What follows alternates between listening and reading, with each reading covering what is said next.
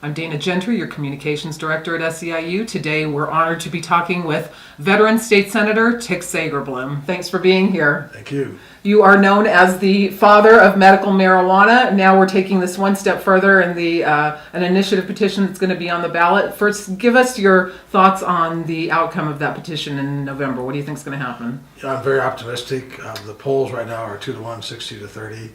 And more importantly, the medical marijuana industry that is evolving has come forward and been so outstanding. No problems at all. Millions of dollars, hundreds of millions of dollars really have been invested. And so I think the public's view of the marijuana being sold is really going to change it for the better. So Are the naysayers coming around, the people who gave you a hassle in the first place? Some of them. There's Pat Hickey up in Reno who's got a group of people that are still complaining. But the reality is we've had no complaints about the process itself. And the best and the brightest and the most famous families in Las Vegas are invested in this. This is like a who's who of Nevada. As you know, 2015 was not a banner year for labor in Carson City. Aside from the need to elect a slate of labor-friendly candidates, what message can you convey to your colleagues on the other side of the aisle that it's important? Workers' rights is not a partisan issue.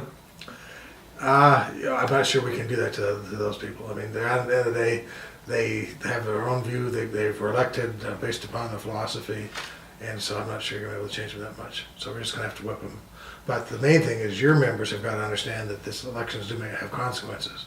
And they can't sit home and they can't vote for Republicans because of guns or something else. They got to focus on what their issues are, their core issues, which are a strong labor movement, which means that we can pass the laws we need to protect them, and then we can also hopefully raise some taxes so we can pay more at hospitals and things like that. Yes, there was an effort to eliminate overtime. Do you expect that to come back this time? Probably. I mean, I think it was combined with some other stuff, but they have their business people who have been focusing on this for years. They waited decades really to have control, and so then they got the control. They hit the ground running. So they threw a little minimum wage increase to kind of compensate. Right. But at the end of the day, we just have to be very careful, and as long as they're in control, nothing is safe until we sign and die.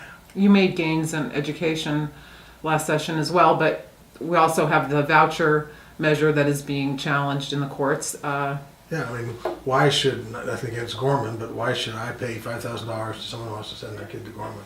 I mean, that's outrageous. What are you hearing from constituents about that? I'm not sure that anyone's fully focused on that yet. I think it's when the law actually, if the courts do uphold it and allow it to go forward, then we're going to scream bloody murder. Because, again, I mean, I think most people realize that we have a charter school system, which is pretty good, and if you want to go to a charter school, that's fine. But to actually pay cash up front to somebody to go, and these people at Gorman are not like poor people, or even maybe Faith Lutheran. So at the end of the day, if you're going to have a religious school, then we shouldn't mix taxpayer dollars with the school. All right, Senator, we appreciate you being here. Thank you very much. Thank you.